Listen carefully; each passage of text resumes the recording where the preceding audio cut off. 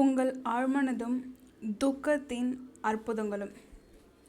நீங்கள் உங்கள் வாழ்நாளின் மூன்றில் ஒரு பங்கு, அதாவது ஒவ்வொரு 24 மணி நேரத்தில் 8 மணி நேரத்தை தூங்கி கழிக்கிறீர்கள். இது வாழ்க்கையின் தவிர்க்க முடியாத சட்டம். இது மிருக மற்றும் தாவர இனங்களுக்கும் பொருந்தும். தூக்கம் ஒரு தெய்வீக சட்டம். பல பிரச்சனைகளுக்கான தீர்வு நாம் கட்டிலில் ஆழ்ந்து தூங்கும் பொழுது கிடைக்கிறது. பலரும் நீங்கள் பகலில் சோர்வடைந்து போவதால் உங்கள் உடலுக்கு ஓய்வு கொடுக்க நீங்கள் உறங்கி விடுகிறீர்கள் என்றும், இது நீங்கள் உறங்கும் பொழுது சீர் செய்யும் முறை என்றும் கூறுகிறீர்கள். எதுவுமே தூக்கத்தில் ஓய்வெடுக்காது. உங்கள் இதயம், நுரையீரல், இதர முக்கிய உறுப்புகள் நீங்கள் தூங்கும் பொழுது வேலை செய்கிறது. உறங்கும் முன் சாப்பிட்டால் உணவு ஜீரணமாகி அனைத்து உறுப்புகளுக்கும் தள்ளப்படுகிறது. அது மட்டுமில்லாமல் உங்கள் தோல் வியர்வையை சேகரிக்கும். உங்கள் நகமும் முடியும் வளர்வதை தொடரும். உங்கள் ஆழ்மனது ஓய்வெடுப்பதும் இல்லை, உறங்குவதும் இல்லை. அது எப்பொழுதுமே துடிப்பாக இருக்கும். அனைத்து முக்கிய சக்திகளையும் கட்டுப்படுத்தும் குணமாக்கும் செயல்முறை மிக துரிதமானதாக நடைபெறும். ஏனெனில் உங்கள் உணர் மனதிடமிருந்து எந்த தலையீடும் இல்லை. குறிப்பிடத்தக்க பதில்கள் உங்களுக்கு உங்கள் உறக்கத்தில் கிடைக்கிறது. நாம் ஏன் உறங்குகிறோம்? டாக்டர் ஜான் பிக்கல்லோ தூக்கத்தை பற்றி பிரபல ஆய்வாளர் டாக்டர் ஜான் பிக்கல்லோ தூக்கத்தின் மர்மம், நியூயார்க் மற்றும் லண்டன் ஹார்பர் பிரதர்ஸ் 1903. இரவில் நீங்கள் தூங்கும் பொழுது உங்கள் கண்களின், காதுகளின், மூக்கின், நாக்கின், சுவை மொட்டுகளின் நரம்புகள் மற்றும் உங்கள் மூளையின் நரம்புகள் துடிப்பாக இயங்கும் என்பதை செய்து காட்டுகிறார். நாம் உறங்குவதன் முக்கிய காரணம் என்னவென்றால், நம் ஆன்மாவின் உன்னதமான பகுதி நம் உயரிய இயற்கையோடு ஒன்று சேர்ந்து கடவுளின் முன்னறிவுடன் விவேகத்துடன் பங்கு பெறும் என்கிறார் டாக்டர் பிக்கல்லோ. என் படிப்புகளின் விளைவுகள் அவசியம் என்று கருதப்படும் சில வேலைகளும் செயல்களும் தூக்கத்தின் நோக்கமில்லை என்ற நம்பிக்கையை பலப்படுத்தியது மட்டுமல்லாமல் என் மனதிற்கும் ஒன்றை தெளிவாக்கியுள்ளேன். ஒருவன் தூக்கத்தின் போது உலகியல் நடவடிக்கைகளிலிருந்து பிரிக்கப்படுவது என்பது அவனது சமச்சீர் மற்றும் சரியான ஆன்மீக முன்னேற்றத்திற்கு இன்றியமையாதது என்று மேலும் சொல்கிறார். பிரார்த்தனை ஒரு விதமான தூக்கம். உங்கள் உணர்மனது ஒரு நாளில் எரிச்சல், பூசல் மற்றும் விவாதங்களில் ஈடுபடுகிறது. உங்கள் ஆழ்மனதின் ஞாபகத்துடன் மௌனமாக இணைந்து புற உலகில் இருந்து அவ்வப்பொழுது விலகி இருப்பது அவசியம். உங்கள் வாழ்வின் எல்லா காலகட்டங்களிலும் உங்கள் ஆழ்மனதின் வழிகாட்டுதலில் வலிமை இவற்றை பெற முற்படும் பொழுது நீங்கள் உங்கள் தினசரி வாழ்வின் சிரமங்களை சமாளித்து உங்கள் பிரச்சனைகளுக்கு தீர்வு காண்பீர்கள்.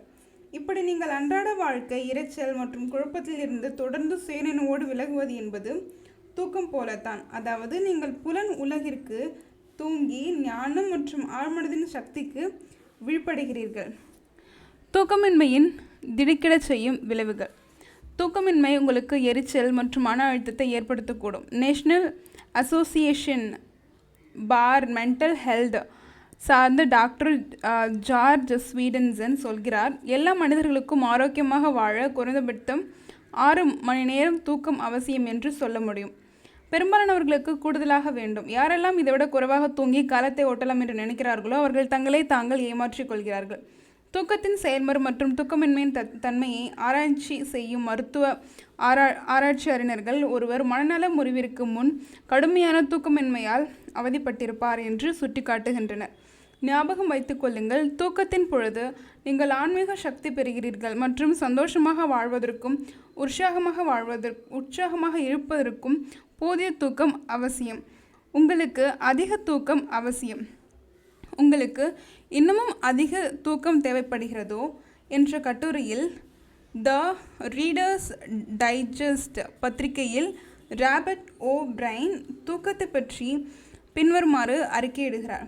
வால்டர் ரீட் இராணுவ ஆராய்ச்சி நிறுவனம் வாஷிங்டன் டிசியில் கடந்த 3 வருடங்களாக ஆராய்ச்சிகள் நடந்துள்ளது. 100க்கும் மேற்பட்ட இராணுவ வீரர்கள் மற்றும் சிவிலியன் தொண்டர்கள் தொடர்ந்து 4 நாட்கள் வரை விழித்திருக்க செய்யப்பட்டனர். ஆயிரக்கணக்கான சோதனைகள், அவர்கள் நடத்தை மற்றும் ஆளுமையின் மீது தூக்கமின்மையின் விளைவுகள் அளவிடப்பட்டது. இந்த சோதனையின் முடிவுகள் விஞ்ஞானிகளுக்கு ஆச்சரியப்படும் விதமாக தூக்கம் என்னும் புதிருக்குள் புதிய நுண்ணறிவை கொடுத்துள்ளது. சோர்வான மூளை தூக்கத்திற்கு இயங்குகிறது என்று வெளிப்படையாக தெரிகிறது. அது தூக்கம் கிடைப்பதற்கு எதையும் தியாகம் செய்யும். தூக்கத்தை இழந்து ஒரு சில மணி நேரம் கழித்து சிறு தூக்கம் 1 மணி நேரத்திற்கு 3 அல்லது 4 முறை ஏற்படுகிறது. இதை இடைவெளிகள் அல்லது மைக்ரோ ஸ்லீப் என்கிறோம். உண்மையான தூக்கத்தைப் போலவே கண் இமைகள் மூடி இதய துடிப்பு குறைந்து ஒவ்வொரு இடைவெளியும் 1 நொடி மட்டுமே நீடித்தது. சில நேரங்களில் இடைவெளிகள் பிரமையாக இருந்தன. சில சமயம் படங்களாலும் கனவுகளாக நிரப்பப்படுகின்றன. தூக்கமின்மையின் நேரம் அதிகரிக்க இடைவெளிகள் அடிக்கடி ஏற்பட்டு கூடுதலான நேரம் நீடித்தது. இவர்கள் இடையின் நடுவில் ஒரு விமானம் ஓட்டிக்கொண்டிருந்தாலும் கூட இந்த 2-3 மைக்ரோ தூக்கத்தை தடுக்க முடியாது. கார் ஓட்டிக்கொண்டிருக்கும் பொழுது தூங்கிய பலர் இந்த சாட்சி சொல்வார்கள். உங்களுக்கும் இது நடக்கக்கூடும். தூக்கமின்மையின் மற்றொரு திடுக்கிடும் விளைவு அது மனித நினைவாற்றலையும் உணர்தலையும் தாக்குவது தான். தூக்கமின்மையின் ஆராய்ச்சிக்குட்பட்ட பலர் அவர்கள் செய்ய வேண்டிய பணி தொடர்பான தகவலை நெடுநேரம் தக்க வைத்து கொள்ள முடியவில்லை. அவர்கள் நிறைய நடவடிக்கைகளை மனதில் இருத்தி வேலை பார்க்க வேண்டிய சந்தர்ப்பங்களில் எப்படி ஒரு பைலட் காற்றின் வேகம், உயரம், பாதை, சறுக்கலில் பாதுகாப்பாக தரையிறங்க வேண்டிய தருணம், இப்படி பல காரணிகளை ஒரே சமயத்தில் மனதில் கொண்டு இயங்குவாரோ அப்படிப்பட்ட சூழ்நிலைகளில் தூக்கமின்மை ஆராய்ச்சிக்கு உட்பட்டோர் குழப்பங்களுக்கு ஆளாகின்றனர். தூக்கம் ஆலோசனையை கொண்டு வரும். நான் வானொலியில் பேசுவதை வழக்கமாக கேட்டு வந்த லாஸ் ஏஞ்சலஸை சேர்ந்த ஒரு இளம்பெண் தற்போதைய சம்பளத்தை போல 2 மடங்கு பெறக்கூடிய ஒரு லாபகரமான வேலை நியூயார்க்கில் அளிக்கப்பட்டதாக கூறினாள். அவள் இதை எடுத்துக்கொள்வதாக வேண்டுமா என்று முடிவெடுக்க முடியாமல் தூங்குவதற்கு முன் இப்படி பிரார்த்தனை செய்தார். என் ஆழ்மனதின் ஆக்கப்பூர்வ சக்திக்கு எனக்கு எது சிறந்தது என்பதை அறியும். என் ஆழ்மனதின் ஆக்கப்பூர்வ சக்திக்கு எனக்கு எது சிறந்தது என்பதை அறியும். அதனுடைய போக்கு வாழ்வை நோக்கியே உள்ளது. மேலும் அது சரியான முடிவை எனக்கு வெளிப்படுத்தும். என்னையும் சம்பந்தப்பட்ட மற்றவர்கள் அனைவரையும் அது ஆசீர்வதிக்கும். நான் எனக்கு பதில் கிடைக்கும் என்ற நம்பிக்கையுடன் நன்றி கூறுகிறேன். அவள் தூங்கும் முன் இந்த எளிய பிரார்த்தனையை தாலாட்டு போல மீண்டும் மீண்டும் செய்தார். இந்த வாய்ப்பை ஏற்கக்கூடாது என்று தொடர்ந்து அவளது உணர்வு காலையிலிருந்து அவளிடம் கூறிக்கொண்டிருந்தது.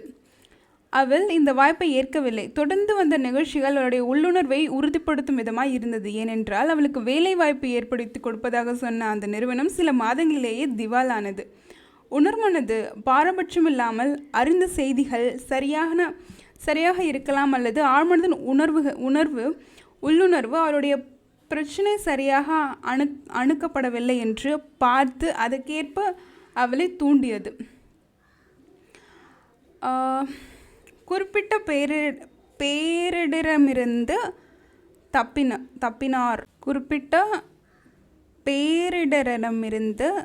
தப்பினார். உங்கள் ஆழ்மனதின் ஞானம் எப்படி உங்களை சில பேரழிவுகளிலிருந்து காப்பாற்ற நீங்கள் தூங்க செல்லும் முன் உங்களுக்கு அறிவுறுத்தி சரியான செயல் மூலம் உங்களை பாதுகாக்க முடியும் என்று எடுத்து காட்டுகிறேன். பல ஆண்டுகளுக்கு முன்பு 2ஆம் உலகப் போருக்கு முன் எனக்கு உலகத்தின் கிழக்கு பிராந்தியத்தில் மிகவும் லாபகரமான வேலை ஒன்று வழங்கப்பட்டது. நான் வழிகாட்டுதல் மற்றும் சரியான முடிவெடுக்க வேண்டி நின்றேன். என்னுள் இருக்கும் அளவற்ற ஆற்றலுக்கு எல்லாம் தெரியும். சரியான தீர்வு தெய்வீக ஆணைப்படி எனக்கு வெளியிடப்படுகிறது. பதில் கிடைக்கும் பொழுது அதை நான் தெரிந்து கொள்வேன். இந்த எளிமையான பிரார்த்தனையை தூங்கும் முன் திரும்ப தாலாட்டு போல சொல்லிக் கொண்டிருந்தேன். என் கனவில் 3 ஆண்டுகளுக்கு பின் வரக்கூடிய விஷயங்களை பற்றிய தெளிவு ஏற்பட்டது. பழைய நண்பர்கள் கனவில் தோன்றி இந்த தலையங்கத்தை படிப்போகாதே என்றான். என் கனவில் தோன்றி இது செய்தித்தாளின் தலையங்கம் போர் மற்றும் பேல்ட் ஹார்பில் தொடர்பானது. அவ்வப்பொழுது எழுத்தாளர் நிஜமாகவே கனவுகள் காண்கிறார். மேற்கூறிய கனவு சந்தேகத்திற்கு இடமில்லாமல் ஆழ்மனதின் நாடகமாக்கப்பட்ட நிகழ்வு. அது நான் நம்பும் மதிக்கும் ஒருவரை கனவில் காட்டியது. சிலருக்கு தாயின் வடிவில் கனவில் எச்சரிக்கை வரக்கூடும். அவரை அங்குமிங்கும் செல்ல வேண்டாம் என்று கூறி எச்சரிக்கையான காரணத்தையும் கூறுவார். உங்கள் ஆழ்மனம் எல்லா ஞானமும் கொண்டது. அதற்கு அனைத்தும் தெரியும். பெரும்பாலும் அது உங்களிடம் உணர்மனது உடனடியாக நிஜம் என்று ஏற்றுக்கொள்ளக்கூடிய குரலில் பேசும். சில சமயம் உங்கள் ஆழ்மனதும் உங்கள் தாயார் அல்லது நீங்கள் விரும்பும் ஒருவரின் குரலிலேயே எச்சரிக்கை செய்யக்கூடும். அது நீங்கள் தெருவில் அப்படியே நின்றுவிட காரணமாகிவிடும். அப்பொழுது நீங்கள் இன்னமும் ஒரு அடி நடந்திருந்தாலும் ஜன்னலிலிருந்து விழுந்து கொண்டிருக்கும் பொருள் உங்களுடைய தலையை தாக்கியிருக்கும் என்று பார்ப்பீர்கள். என் ஆழ்மனதும் உலகளாவிய ஆழ்மனதுடன் ஒன்றியிருக்கிறது. அதற்கு ஜப்பானியர்கள் ஒரு போர் திட்டம் வைத்துள்ளனர் என்று தெரிந்தது. மேலும் போர் எப்பொழுது துவங்கும் என்றும் அதற்கு தெரிந்திருந்தது. டாக்டர் ரைன் என்பவர் டியூக் பல்கலைக்கழகத்தின் உளவியல் துறை இயக்குனர். அவர் உலகெங்கிலும் உள்ள பல மக்கள் மற்றும் ஒரு நிகழ்ச்சி நடக்கும் முன்பே அது பார்த்து விடுகின்றனர். எதற்கு பல ஆதாரங்கள் சேகரித்து வைத்திருந்தார் என்பதற்கு பல ஆதாரங்கள் சேகரித்து வைத்திருந்தார். அதனால் அவர் அத்தகைய சோக நிகழ்வுகளை அது நடக்கும் முன்பே கனவில் தெளிவாக கண்டு அந்நிகழ்வுகள் நடக்காத வண்ணம் தவிர்த்திருக்கிறார். பெல் ஹார்பர் துயர நிகழ்வை 3 வருடம் முன்பே த நியூயார்க் டைம்ஸ் தலையங்கமான நாம் கனவில் கண்டேன். இந்த கனவின் விளைவாக நான் ஆழ்மன வற்புறுத்தலின்படி உடனடியாக பிரயாணத்தை ரத்து செய்துவிட்டு 3 வருடங்களுக்கு பிறகு 2ஆம் உலகப் போர் என் உள்ளுணர்வின் அந்த குரலை உண்மை என்று நிரூபித்தது. உங்கள் எதிர்காலம் உங்கள் ஆழ்மனதில் உள்ளது. உங்கள் எதிர்காலம் உங்கள் வழக்கமான எண்ணங்களின் விளைவாக ஏற்கனவே உங்கள் மனதில் பதிவாகி இருக்கிறது. அதை மாற்ற பிரார்த்தனையினால் மட்டுமே முடியும் என்பதை ஞாபகத்தில் வைத்துக் கொள்ளுங்கள். அதே போல ஒரு நாட்டின் எதிர்காலம் அந்நாட்டு மக்களின் கூட்டு ஆழ்மனதில் உள்ளது. போர் தொடங்குவதற்கு முன்பே அதை பற்றிய செய்தியை நான் தலையங்கமாக கனவில் பார்த்தது அதிசயமில்லை. அதே போர் ஏற்கனவே மனதில் இடம்பெற்றுவிட்டது. மேலும் தாக்குதலுக்கான எல்லா திட்டங்களுக்கும் ஏற்கனவே ஆழ்மனம் அல்லது உலகளாவிய விழிப்புணர்வுள்ள கூட்டு மனதில் உள்ள அந்த பெரிய பதிவு செய்யும் கருவியில் பதிக்கப்பட்டிருக்கும். நாளைய நிகழ்ச்சிகள் உங்கள் ஆழ்மனதில் உள்ளன. அதுபோலவே அடுத்த வாரம் மற்றும் அடுத்த மாத நிகழ்ச்சிகளும் உங்கள் ஆழ்மனதில் உள்ளன. இதை புலன்கள் காணாதவற்றை காணும் திறன் கொண்ட ஒரு நபரால் காண முடியலாம். நீங்கள் பிரார்த்தனை செய்ய முடிவு செய்தால் உங்களுக்கு எந்த பேரும் சோகமும் ஏற்படாது. எதுவும் முன்கூட்டியே முடிவு செய்யப்படுவதில்லை. உங்கள் மனதின் அணுகுமுறை, அதாவது நீங்கள் எண்ணுவது, உணர்வது மற்றும் நம்புவது, இவையே உங்கள் விதியை நிர்ணயிக்கிறது. முந்தைய அத்தியாயத்தில் விளங்கப்பட்ட அறிவியல் பிரார்த்தனையின்படி நீங்கள் அச்சில் வார்த்தது வடிவம் கொடுத்து உங்கள் வருங்காலத்தை உருவாக்கி கொள்ள முடியும். வினை விதித்தவன் வினை அறுப்பான். பூனை தூக்கம் போட்டதில் $15,000 கிடைத்தது. என் மாணவன் ஒருவன் 3 அல்லது 4 வருடங்களுக்கு முன் எனக்கு ஒரு பத்திரிகையில் வெளியான செய்தி ஒன்றை அனுப்பியிருந்தான். ரே ஹெமர்ஸ்ட்ராம் என்ற ஜோன்ஸ் மற்றும் லேப்லின் ஸ்டீல் நிறுவனம் மூலம் இயக்கப்படும் பிட்ஸ்பர்க் எஃகு உருளையில் வேலை செய்யும் ஒருவர் தன் கனவால் $15,000 பெற்றார். அந்த கட்டுரையின்படி பொறியாளர்கள் புதிதாக நிறுவப்பட்ட ஆலையில் பழுதுபார்க்கப்பட்ட ஒரு மின்விசிறியை சரி செய்ய முடியவில்லை. அவர்கள் 12 முறை வேலை செய்தும் பயனில்லை. ஹேம்ஸ்ட்ராம் இந்த பிரச்சனையை பற்றி நிறைய சிந்தித்து ஒரு உபயோகமான புதிய வழி கண்டுபிடிக்க முற்பட்டார். எதுவும் வேலை செய்யவில்லை. ஒரு நாள் மதியம் அவர் சிறிய தூக்கம் போட படுத்து கொண்டார். தூங்குவதற்கு முன் மின்விசிறி பிரச்சனையை தீர்வை பற்றி சிந்திக்க துவங்கினார். அதற்கான கச்சிதமான வடிவம் ஒன்றை பற்றி கனவு கண்டார். அவர் தூங்கி எழுந்தவுடன் தான் கனவில் கண்டது போல் புதிய வடிவத்தை வரைந்தார். இந்த தொலைநோக்கு பார்வையுடன் கூடிய சிறு தூக்கம் ஹேம்ஸ்ட்ராமிற்கு $15,000 பெற்றுக் கொடுத்தது. இதுவே அந்த நிறுவனம் ஒரு புதிய யோசனைக்காக ஊழியருக்கு கொடுத்த மிகப்பெரிய தொகை. பிரபல பேராசிரியர் ஒருவர் எப்படி தன் பிரச்சனையை தூக்கத்தில் தீர்த்தார். Doctor H.P. ஹெல்ப்ரெக்ட் பென்சில்வேனியா பல்கலைக்கழகத்தில் வெண்கல காலத்தை கற்பிக்கும் பேராசிரியர் பின்வருமாறு எழுதியுள்ளார். ஒரு சனிக்கிழமை மாலை பாபிலோனியர்களுக்கு சொந்தமான மோதிரத்தில் எந்த வகை இரத்தின கல் பொருத்தப்பட்டிருந்தது என்று 2 சிறிய துண்டுகளை கொண்டு தெரிந்து கொள்ள நான் செய்த கடுமையான முயற்சி வீணானது. நள்ளிரவில் சோர்வுற்று படுக்கையில் படுத்துக்கொண்டு பின்வரும் குறிப்பிடத்தக்க கனவை நான் கண்டேன். நிப்பூரை சேர்ந்த சுமார் 40 வயது இருக்கும் ஒரு உயரமான மெல்லிய பூசாரி என்னை கோவிலின் புதையல் அறைக்கு அழைத்து சென்றார். ஒரு சிறிய ஜன்னல் இல்லாத தாழ்வான கூரை வேயப்பட்ட அறை. அங்கே இரத்தின கற்களும் நீலவண்ண கற்களும் தரையில் சிதறி கிடந்தன. அவர் தொடர்ந்து என்னிடம், உன் பிரசுரத்தில் பக்கம் 22 மற்றும் 26 தனித்தனியாக வெளியிட்டிருக்கும் இந்த 2 துண்டுகளும் ஒன்றே. அவை விரல் மோதிரங்கள் அல்ல. முதல் 2 வளையங்கள் கடவுள் சிலை காதணிகளுக்காக இருந்தவை. அந்த 2 துண்டுகள் உங்களிடம் உள்ள அவற்றின் பகுதிகளாகும். நீங்கள் அவற்றை ஒன்றாக வைத்தால் என் வார்த்தைகள் உறுதிப்படுத்தப்படும். நான் உடனே தூக்கம் கலைந்து எழுந்தேன். துண்டுகளை ஆராய்ந்தேன். கனவு உண்மை என்று கண்டு ஆச்சரியப்பட்டேன். ஒரு வழியாக பிரச்சனை தீர்ந்தது. இது ஆழ்மனதில் உருவாக்கும் திறனை தெளிவாக வெளிப்படுத்தும் விதம் இருந்தது. ஆழ்மனம் பிரச்சனைகளுக்கான அனைத்து விடைகளும் கொண்டது. ஒரு பிரபல எழுத்தாளருக்கு அவர் உறங்கும் பொழுது ஆழ்மனது எப்படி வேலை செய்தது? ராபர்ட் லூயி ஸ்வீடன்சன் தன்னுடைய அக்ராஸ் தி பிளைன்ஸ் என்ற புத்தகத்தில் ஒரு அத்தியாயம் முழுவதையும் கனவுகளுக்காக ஒதுக்கியிருக்கிறார். அவர் தெளிவான கனவு காண்பவர். அவர் தனது ஆழ்மனதிற்கு தூங்கப் போகும் முன் குறிப்பிட்ட அறிக்கைகள் கொடுப்பதை தொடர்ந்து வழக்கமாக கொண்டிருக்கிறார். அவர் தன்னுடைய ஆழ்மனதிற்கு தூங்கும் பொழுது சிறந்த கதைகள் கொடுக்கும்படி வேண்டுதல் விடுப்பார். உதாரணத்திற்கு, அவருக்கு பணமுடை இருந்தால் அவர் தன் ஆழ்மனதிற்கு பின்வருமாறு கட்டளையிடுவார்: எனக்கு நன்றாக விற்பனையாகும், லாபம் தரும் ஒரு விறுவிறுப்பான கதை கொடும். அவருடைய ஆழ்மனம் அதற்கு அற்புதமான பதிலளிக்கும். ஸ்வீடன்சன் கூறுகிறார், இந்த சிறிய பரிசுகள் நுண்ணறிவு மற்றும் ஆழ்மன சக்தி கதையை துண்டு துண்டாக தொடரின் பங்குகளாக எனக்கு கொடுக்க முடியும். மேலும் என்னால் இந்த கதையின் படைப்பாளியாக மேற்கொண்டு கதை எப்படி நகரும் என்று அறியாமலே இருப்பேன். நான் விழித்திருக்கும் பொழுது செய்யும் வேலையின் பகுதி என்னுடையதே அல்ல. அப்பொழுதும் கூட பரிசுகளின் கை அதில் இருக்கிறது என்பதையே அனைத்து நிகழ்ச்சிகளும் காட்டும். அமைதியாக உறங்கி மகிழ்ச்சியாக எழுங்கள். தூக்கமின்மையால் பாதிக்கப்பட்டிருப்பவருக்கு பின்வரும் பிரார்த்தனை மிகுந்த பலன் தருவதை பார்ப்பீர்கள். அமைதியாக, மெதுவாக, அன்பாக தூங்குவதற்கு முன் மீண்டும் மீண்டும் இதை கூறுங்கள்: என் கால்விரல்கள் தளர்வாய் இருக்கின்றன, என் கணுக்கால் தளர்வாய் இருக்கிறது, என் வயிற்று தசைகள் தளர்வாய் இருக்கின்றன, என் இதயம் மற்றும் நுரையீரல் தளர்வாய் இருக்கிறது, என் கைகள் மற்றும் கால்கள் தளர்வாய் இருக்கிறது, என் கழுத்து தளர்வாய் உள்ளது, என் மூளை தளர்வாய் உள்ளது, என் முகம் தளர்வாய் உள்ளது, என் கண்கள் தளர்வாய் உள்ளது, என் முழு மனமும் உடலும் தளர்வாய் இருக்கின்றன. நான் முழுவதுமாக எளிதாக அனைவரையும் மன்னிக்கிறேன். நான் உண்மையில் நல்லிணக்கம், ஆரோக்கியம் மற்றவையாலும் அவர்கள் ஆசீர்வதிக்கப்பட வேண்டும் என்று நான் விரும்புகிறேன். நான் அமைதியில் இருக்கிறேன். நான் ஆயத்தமாய் நிம்மதியாக இருக்கிறேன். நான் பாதுகாப்பிலும் அமைதியிலும் ஓய்வு எடுக்கிறேன். என்னுள் ஒரு பெரிய நிலைநிறுத்தப்பட்ட உணர்வு என் மனதை கவர்கிறது மற்றும் என்னுள் தெய்வீக தன்மை இருப்பதை உணரும் பொழுது ஒரு பெரிய அமைதி என் இருப்பை சாந்தப்படுத்துகிறது. வாழ்வு மற்றும் அன்பை உணர்தல் என்னை குணப்படுத்தும் என்பது எனக்கு தெரியும்.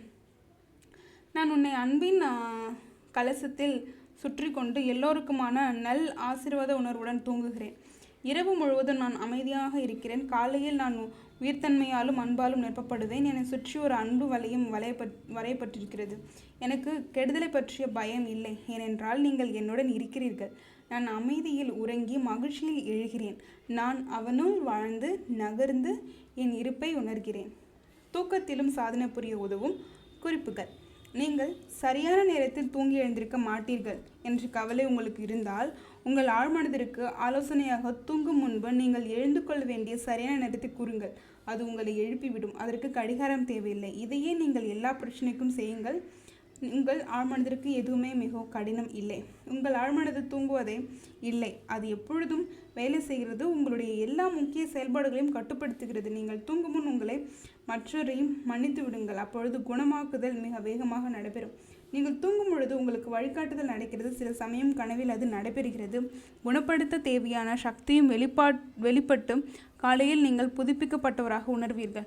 நீங்கள் கலவரங்களிலும் விரக்தியிலும் மூழ்கியிருக்கும் பொழுது உங்கள் மனதின் சுக்கிரங்கள் சுழல்வதை நிறுத்தி உங்களுக்கு பதில் அளிக்க தயாராக இருக்கும் ஆழ்மனதில் புதைந்திருக்கும் விவேகத்தையும் நுண்ணறிவை பற்றியும் சிந்தியுங்கள். இது உங்களுக்கு அமைதியும் வலிமையும் தன்னம்பிக்கையும் கொடுக்கும். தூக்கம் அமைதியான மனதிற்கு ஆரோக்கியமான உடலுக்கும் அத்தியாவசியமாகிறது. தூக்கமின்மை எரிச்சல், மன அழுத்தம் மற்றும் மனோவியாதிகள் கொடுக்கக்கூடும். உங்களுக்கு 8 மணி நேர தூக்கம் தேவை.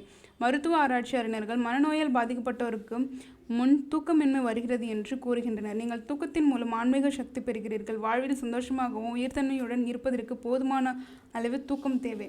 உங்கள் ஓய்ந்த மனது தூக்கத்திற்காக இயங்குகிறது, தூக்கத்தை பெறாது, எதையும் தியாகம் செய்கிறது. வண்டி ஓட்டும் பொழுது தூங்கியுள்ளோர் பலரால் இதற்கு சாட்சியம் கூற முடியும். தூக்கம் மறுக்கப்பட்ட பலருக்கு நினைவாற்றல் மிகவும் குறைவாக இருக்கிறது. அவர்கள் சரியான ஒருங்கிணைப்பு இல்லாமல் இருக்கின்றனர்.